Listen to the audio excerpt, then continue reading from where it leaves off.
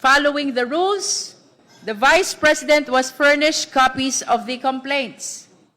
She was given the opportunity to respond. Iyan po ang due process. Sa proseso, lahat binibigyan ng pagkakataong magpaliwanag. And she responded. She submitted her answer, 15 pages, with 5 annexes, signed by 16 lawyers, 16 na abogado. And this is crucial. Ito lang ang bago sa atin ngayon. Not the impeachment complaints, because those have already been reviewed, debated, and tested. Not the allegations, because those have already been examined in detail.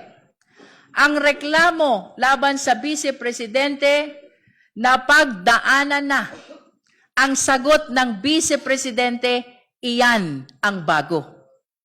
So today, we do not go back to square one. We do not repeat what has already been done. Ang susuriin natin ngayon ay ang sagot ng Vice Presidente, ang tugon niya sa reklamo. Which brings us to this moment to determine whether there are sufficient grounds to proceed. So we ask, did the answer clear the air? Did it refute the allegations? Did it address the seriousness of the charges? Because remember, when the accusations are heavy, the answer must be heavier. At ito ang sentro ng ating pag-uusapan ngayon. Hindi na ang reklamo, na pag-usapan na natin yan. Ang sentro ngayon ay ang sagot. Kung mabigat ang paratang, dapat matibay ang paliwanag.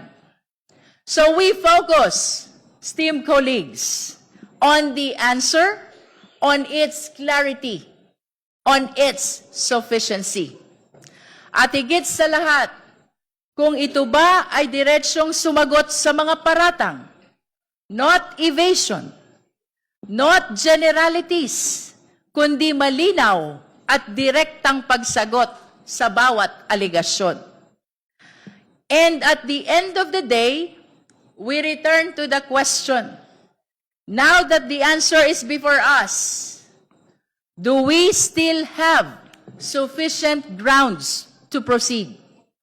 Did the answer overturn our earlier finding of sufficiency in form and substance? Did it change anything? Did it weaken the case? Pagkatapos nating suruin ang sagot, may sapat pa rin bang batayan para ituloy ang proseso?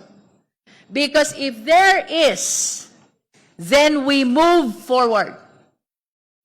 If there is none, then we do not. Ang hustisya ay hindi minamadali, pero hindi rin pinipigilan. Iyan po ang tungkulin natin ngayon. At sa pagtupad natin sa tungkuling ito, manatili tayong nakatuon sa malinaw na tanong at sa malinaw na batas. Dahil sa huli, kung malinaw ang tanong at malinaw ang batas, dapat malinaw din ang ating paninindigan. I wish to reiterate, our agenda today is the determination of the sufficiency of the grounds for impeachment complaints against Vice President Sara Z. Duterte.